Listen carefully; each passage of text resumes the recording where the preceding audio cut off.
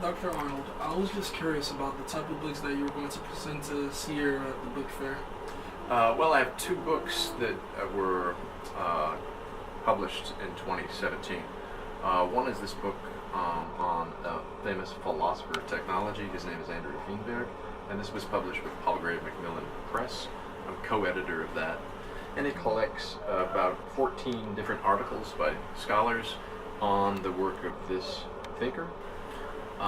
He is one of the 5 best known philosophers of technology in the world, I guess, and has done work in what's called critical theory of technology.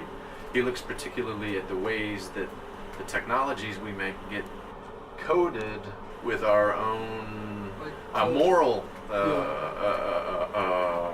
sensibilities in some sense. And his view is that technologies are not neutral, but get a kind of coding. They facilitate human relationships better, or they can interfere with human relationships. They can be sustainable or not sustainable.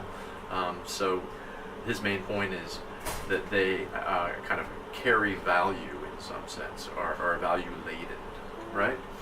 This book, though, is really focusing in some senses on that, combined with his criticism and interpretation of people who have been very strongly influenced by the philosophy of Karl Marx.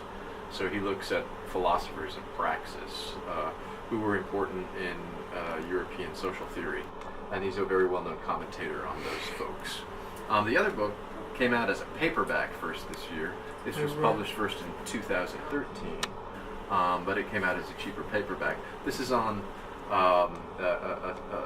thought known as systems theory, and again, it's a social theory that has been important in the 20th century and now into the 21st century, but that has numerous theoreticians who take that theory into different directions. This again is a collected volume with contributions from people who focus on the different theoreticians of importance in this systems theory. So it has a chapter, an interview with the daughter of Gregory Bateson, who is a very well-known systems theoretician. It has a chapter in there by the head of the American Cybernetics Association. It has been pretty decently placed as a reference book. Both of these really are reference books for specialists in social theory, philosophy of technology, and these areas. And so they've been priced for libraries for the most part. Now this one has come out in a little bit cheaper edition so that other specialists could basically afford to buy it. But those are the books that I presented this year. And they're roughly related to this area of philosophy of technology.